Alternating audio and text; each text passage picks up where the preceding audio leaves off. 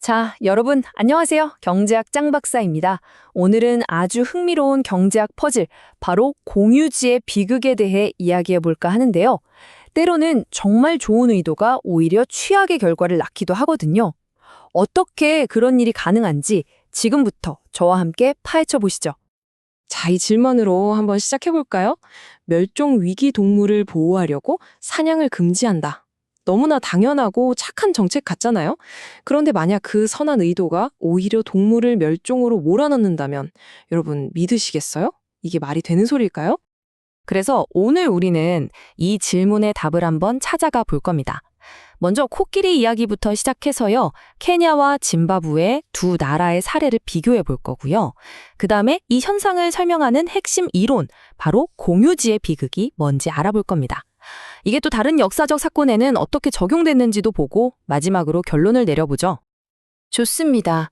그럼 첫 번째 이야기, 아프리카 코끼리를 둘러싼 이 아이러니한 상황 속으로 한번 들어가 보시죠. 때는 1970년대입니다. 상황이 정말 심각했어요. 코끼리 상아가 돈이 되니까 뭐 너도 나도 밀렵에 나선 거죠. 그래서 아프리카 코끼리가 이대로 가다간 그냥 지구상에서 사라져 버릴지도 모른다는 위기감이 엄청났습니다. 전 세계가 이 문제 때문에 골머리를 앓기 시작했죠. 이때 케냐 정부가 아주 강력한 카드를 꺼내듭니다. 코끼리 사냥 전면 금지. 아주 단호하죠? 뭐 생각해보면 가장 직관적인 해결책이잖아요. 코끼리를 못 죽이게 법으로 꽉 막으면 당연히 숫자가 늘겠지? 라고 생각한 겁니다. 그런데 말이죠. 바로 옆 나라 짐바브웨는 정말 완전히 다른 길을 갑니다. 사냥을 금지하기는커녕 오히려 특정 지역 주민들한테 코끼리에 대한 재산권을 줘버려요. 이게 무슨 말이냐면 너희들이 이 코끼리를 관리하고 사냥도 하고 상아도 팔아서 돈 벌어라 이렇게 허가를 해준 거죠. 이야, 정말 흥미로운 뭐랄까 거대한 자연 실험이 시작된 셈입니다. 자, 그럼 경과는 어땠을까요? 극과 극의 정책이었잖아요. 그 성적표를 지금 바로 확인해 보겠습니다. 결과가 그야말로 충격적입니다. 이 그래프 좀 보세요. 왼쪽에 있는 케냐, 막대가 그냥 곤두박질을 쳤어요.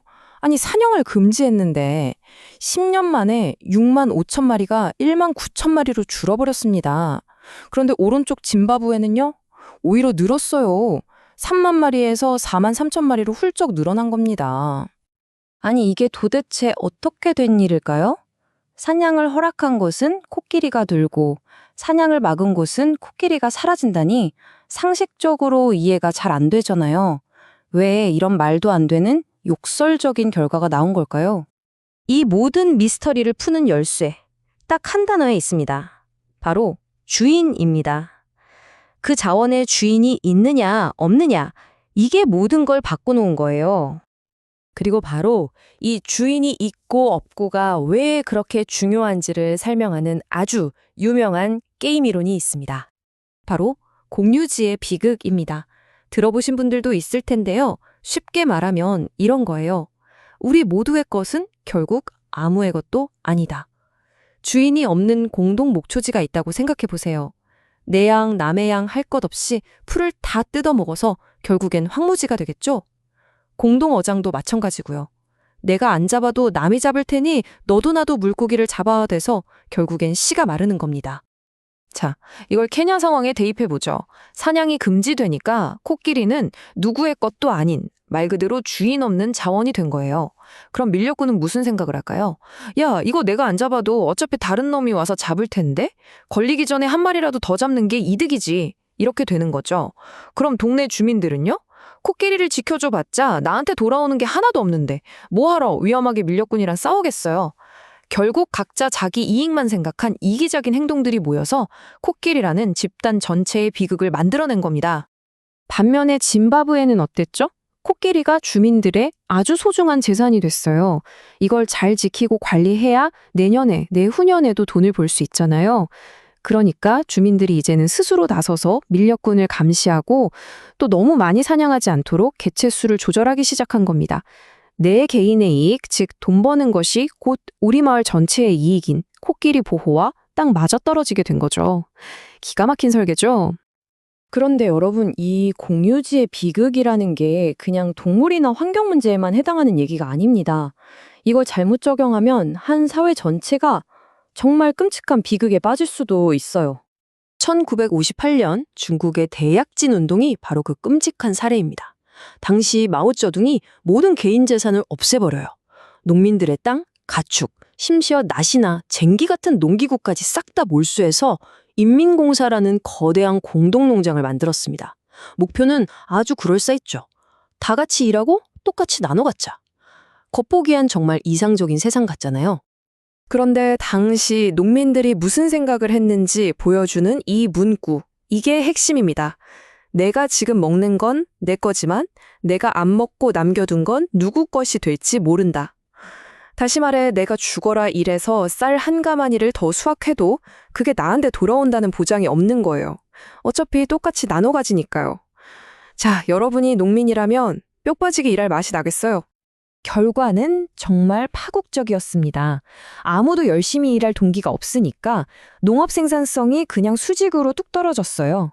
그리고 이게 인류 역사상 최악의 기근으로 이어집니다. 수천 만 명이 굶어 죽었어요. 중국의 모든 농지가 거대한 공유지가 되어버리면서 벌어진 끔찍한 비극이었던 거죠. 자, 아프리카 코끼리 이야기부터 중국의 농지 이야기까지 우리가 본 건 결국 하나입니다. 바로 인센티브, 즉 동기부여와 소유권. 이 두 가지 힘이 얼마나 중요한지, 그리고 얼마나 무서운 결과를 낳을 수 있는지 말이죠. 오늘 우리가 살펴본 사례들은 이 공유지의 비극을 막을 수 있는 아주 명확한 열쇠를 보여줍니다. 첫째, 그 자원의 명확한 주인을 정해주는 겁니다. 그리고 둘째, 각 개인의 이익을 좇는 행동이 우리 공동체 전체의 이익과 같은 방향을 보게끔 제도를 잘 설계하는 거죠.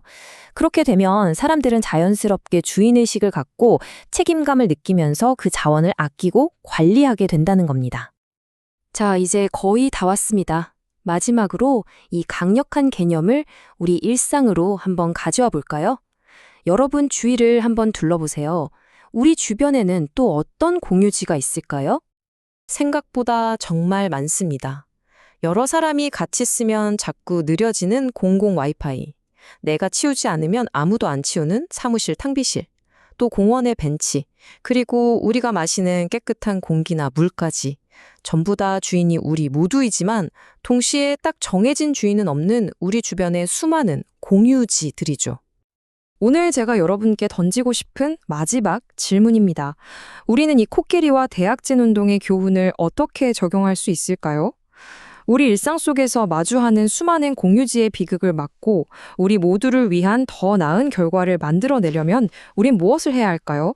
한 번쯤 깊이 고민해 볼 만한 문제 아닐까요?